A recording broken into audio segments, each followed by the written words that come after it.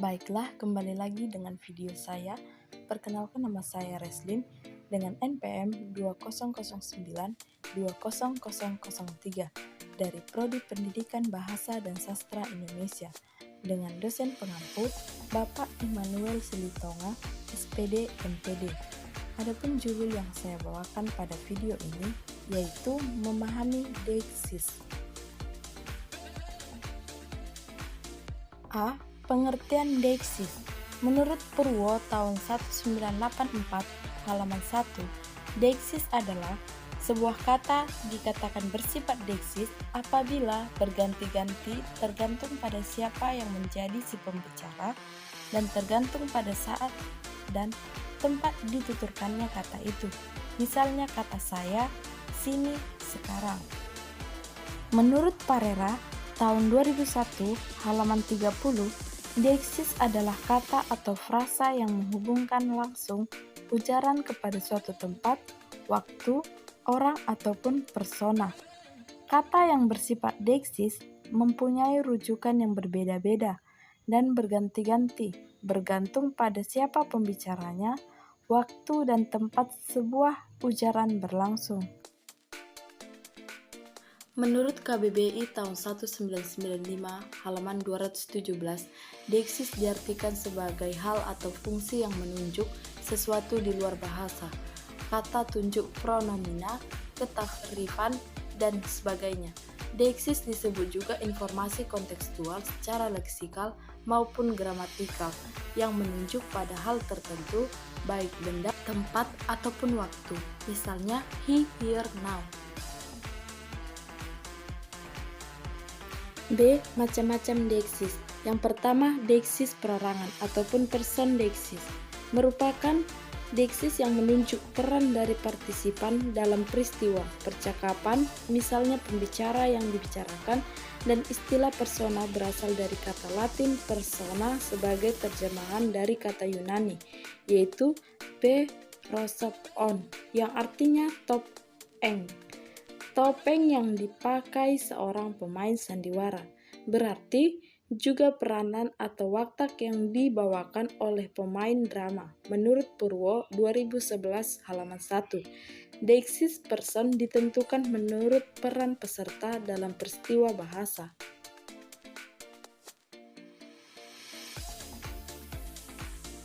Deiksis persona dibagi menjadi 3. Yang pertama, orang pertama, yang merupakan kategori rujukan pembicara kepada dirinya atau kelompok yang melibatkan dirinya, misalnya saya, kita, dan kami. Kedua adalah orang kedua, yang merupakan kategori rujukan pembicara kepada seseorang pendengar atau lebih yang hadir bersama orang pertama, misalnya kamu, kalian, saudara. Yang ketiga, orang ketiga, yaitu kategori rujukan kepada orang yang bukan pembicara atau pendengar ujaran itu, baik hadir maupun tidak, misalnya dia dan mereka. Yang kedua, deiksis penunjuk. Ini untuk menunjuk sesuatu yang dekat dengan penutur, dan itu untuk menunjuk sesuatu yang jauh atau dekat dari pembicara. Sesuatu itu bukan hanya benda atau barang, melainkan juga keadaan, peristiwa, bahkan waktu. Contoh, ini harus kita selesaikan segera. Ketika peristiwa itu terjadi, saya masih kecil. Saat ini saya belum bisa ngomong.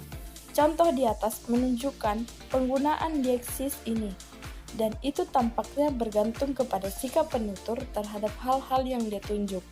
Jika dia merasa sesuatu itu dekat dengannya, dia akan memakai ini. Sebaliknya, itu digunakan untuk menyatakan sesuatu yang jauh darinya.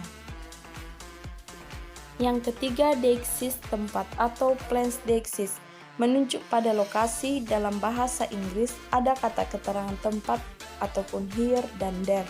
Cahyono tahun 2002 halaman 218 memberikan pengertian deiksis tempat ialah pemberian bentuk pada lokasi menurut peserta dalam peristiwa bahasa. Contoh, silahkan Bapak dan Ibu duduk di sini, kata lelaki tua kepada seorang istri yang masuk dari belakang. Dalam kalimat di atas, Kata di sini merupakan deiksis tempat yang mengacu kepada keberadaan yang maknanya dapat dikatakan dekat atau proksimal, dan tentu saja sifat suatu keberadaan tersebut adalah statis. 4. Deiksis waktu atau time deiksis menunjuk pada satuan tempo yang ada dalam ujaran. Di sini, deiksis time dibedakan menjadi dua, yaitu coding time atau waktu ujaran dan revising time atau waktu di mana informasi diterima oleh audiens. Penunjuk kala dan kata keterangan waktu dalam kategori ini adalah now, tomorrow, dan next year. Contoh, dulu dia tinggal di kota, setelah anaknya berkeluarga, dia pulang ke kampung. Sekarang dia tinggal di kampung meskipun mata pencariannya di kota. Setiap bulannya membawa pensiunan ke kota. Dalam wacana di atas, kata dulu mengacu pada waktu, berlangsungnya kejadian pada masa lampau.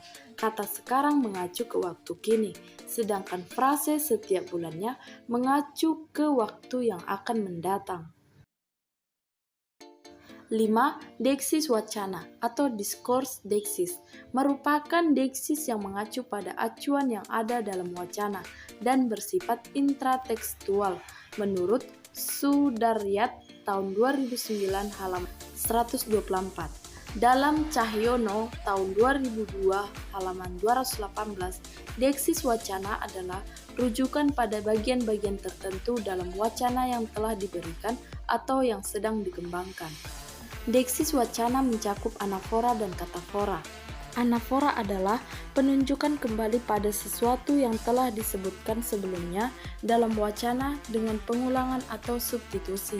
Sedangkan katafora adalah penunjukan ke sesuatu yang disebutkan kemudian. Contoh, Siska baru saja datang dari Papua. Dia terlihat sangat senang.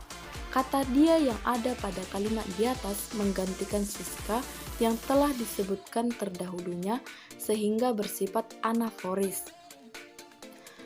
2. Gaya bicaranya yang khas membuat Tony mudah dikenali.